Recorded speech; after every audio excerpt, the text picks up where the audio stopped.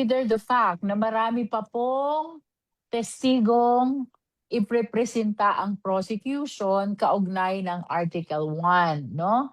Yung kay Wamel, it pertains only to compliance or non-compliance with Joint Circular 2015-01.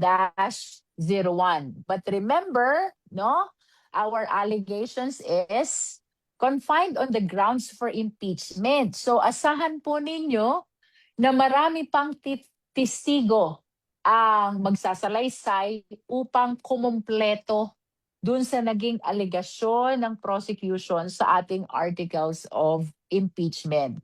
I must say that the testimony of Wamil, while it is very much significant, is not enough to complete the theory of Article 1 of the Articles of Impeachment.